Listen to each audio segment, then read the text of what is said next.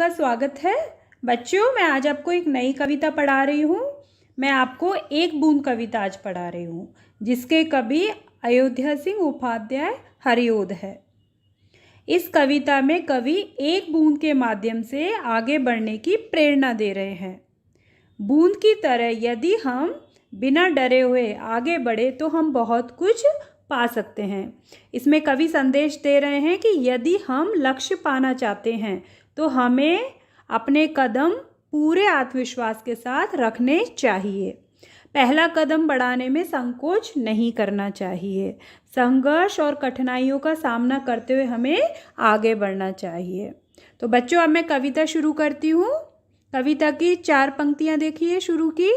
जो निकलकर बादलों की गोद से थी अभी एक बूंद कुछ आगे बढ़ी, सोचने फिर यही जी में लगी, आह क्यों घर छोड़ के मैं यूं कड़ी। देखो बच्चों, जी का मतलब होता है मन और कड़ी का मतलब होता है निकली। अच्छा बच्चों, आप सभी को बूंद का मतलब तो पता ही होगा। बूंद क्या होती है? वाटर की जो ड्रॉप होती है ना, उसे ही बूंद बोलते हैं। जो पानी की ड्रॉप होती है वही बूंद होती है। तो आपको पता होगा बारिश कौन करता है? बारिश करते हैं बादल। तो बच्चों, बूंद का घर कहाँ पर है? बूंद का घर है बादलों की गोद में। ठीक है, बादलों की गोद में बूंद का घर है। अब इसमें कवि क्या कह रहे हैं? इसमें कवि कह रहे हैं कि एक पानी की बूंद जैसे ही बादलों की गोद से निकलकर थोड़ी ही दूर तक आगे पहुंचती है, तब उसके मन में सोचने लगती है कि हाय, वह अपना घर छोड़कर इस तरह बाहर क्यों निकल आई।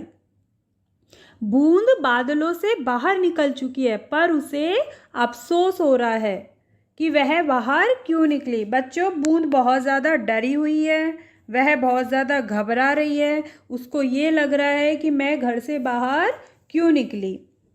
अब आप दूसरा पैराग्राफ देखिए बच्चों। देव मेरे भाग्य में है क्या बदा, मैं बचूंगी या मिलूंगी धूल में, या जलूंगी गिर अंगारे पर किसी, चू पड़ूंगी या कमल के फूल में। देखो बच्चों, बदा का मतलब होता है भाग्य में लिखा हुआ, किस्मत में लिखा हुआ। और अंगारों का मतलब होता है दहकते कोयले। और चू पड़ने का मतलब होता है टपकना। बच्चों, ये जो 4 पंक्तियां हैं ना, इसमें कवि ने बूंद की निराशा की स्थिति को दर्शाया है।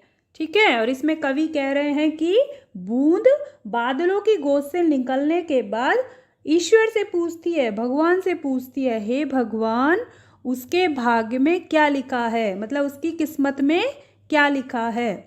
क्या वह बाहर निकलकर बच पाएगी, या धूल में मिलकर मिट जाएगी, या फिर किसी अंगारे पर गिरकर जल जाएगी, या कमल के फूल के दलों पर गिर जाएगी। देखो बच्चों, उसे डर लग रहा है, वो बहुत ज़्यादा निराश है। उसे लग रहा है कि उसका अस्तित्व खत्म हो जाएगा, क्योंकि उसे लग रहा है कि यदि मैं धूल में मिल गई या अंगारों पे गिर गई तो मेरा तो जीवन ही खत्म हो जाएगा। तो वह बहुत ज़्यादा दुविधा में है, डरी हुई है, और उसे नहीं पता कि उसके भाग्य में क्या लिखा हुआ है। और वह बहुत तरह के विचार अपने मन में ला रही है, और वो बहुत ज़्यादा दुविधा में है। उसे नहीं पता कि आगे क्या होने वाला है। अब आप तीसरा पैराग्राफ देखिए बच्चों। बह गई उस काल एक ऐसी हवा, बह समुंदर और आई अनमनी, एक सुंदर सीप का मुंह था खुला, बह उसी में जा पड़ी मोती बनी। देखो बच्चों, काल का मतलब होता है समय, और समुंदर का मतलब होता है समुद्र, और अनमनी का मतलब होता है बिना इच्छा के। जिसकी इच्छा नहीं हो, बिना इच्छा के को अनमनी बोलते हैं। अब आप देखिए कि इसमें कवि क्या कह रहे हैं। कवि कह रहे हैं कि बूंद तो बहुत ज़्यादा दुविधा में है, और बूंद सोच रही है कि उसके भाग्य में क्या लिखा है, उसकी किस्मत में क्या लिखा है। तभी उसी समय हवा का एक ऐसा झोंका आता है कि वह न चाहते हुए भी अनमने मन से हवा के साथ समुद्र की ओर चली जाती है। मतलब वो सोच ही रही होती है, तो अचानक क्या होता है, हवा, बहुत तेज़ हवा चलती है, और हवा से वो कहाँ चली जाती है? समुद्र में चली जाती है। और जब वह समुद्र के पास पहुंचती है तो उस समय सीप जो होती है ना, सीप का मुंह खुला होता है और वह बूंद सीप के मुंह में गिर जाती है और बाद में वो क्या बन जाती है, मोती बन जाती है।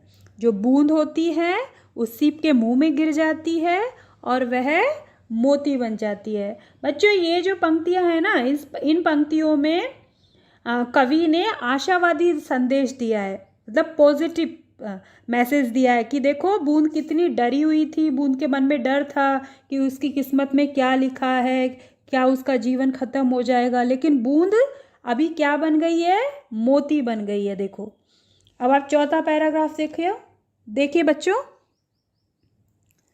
लोग यूं ही है झिझकते सोचते जब तक कि उनको छोड़ना पड़ता है घर, किंतु घर को छोड़ना अक्सर उन्हें बूंद लो कुछ और ही देता है कर। देखो बच्चों, इसमें अक्सर का मतलब होता है प्राय और लो का मतलब होता है की तरह या फिर समान। तो इसमें कवि क्या कह रहे हैं कि जब लोग अपना घर, रोजी रोटी, रोजगार या फिर और किसी रीज़न से अपना घर जब छोड़ते हैं, अपने घर से जब बाहर निकलते हैं, तो उस समय वो बहुत ज़्यादा डरते हैं और झिझकते हैं, लेकिन उन्हें डरने की आवश्यकता नहीं है। उन्हें भी बूंद की तरह सफलता ज़रूर मिलती है। देखो बच्चों, जैसे कि अभी आप लोग हो, अभी आप पढ़ रहे हो, तो अगर आपको जैसे डॉक्टर बनना है, इंजीनियर बनना है या फिर और कोई पढ़ाई करनी है, तो आपको घर से तो बाहर निकलना ही पड़ेगा ना, क्योंकि आपका भी कोई लक्ष्य है। उस लक्ष्य को प्राप्त करने के लिए आपको पहला कदम बढ़ाना ही बढ़ाना पड़ेगा। तो जब हम हिम्मत से काम करते हैं, तो हम भी बूंद की तरह अपना भाग्य बदल सकते हैं। तो कवि कह रहे हैं कि जो लोग हिम्मत से काम करते हैं वो बूंद की तरह अपना भाग्य बदल सकते हैं। हमें बिल्कुल डरना नहीं है, हमें ये नहीं सोचना है कि हम सफल होंगे या नहीं सफल होंगे। बस हमें लक्ष्य, जो भी आपका लक्ष्य है, उसको प्राप्त करने के लिए अपना पहला कदम आगे बढ़ाना है। बच्चों इसमें क्या है ना, जो कवि है ना, वो ये कहना चाह रहे हैं कि हमें आशावादी दृष्टिकोण रखना है, हमें पॉजिटिव सोचना है, हमें नेगेटिव बिल्कुल नहीं सोचना। हमें हमेशा यही सोचना है कि हम ज़रूर सफलता को प्राप्त करेंगे, सफल होंगे हम, हमें डरना नहीं है। कवि इस पूरी कविता में यही संदेश देना चाहते हैं कि परेशानियां तो आती है, कठिनाइयां तो आती है, लेकिन अगर आपका कोई लक्ष्य है तो उसको पाने के लिए आपको पहला कदम आगे बढ़ाना पड़ेगा और आपको आशावादी दृष्टिकोण रखना है।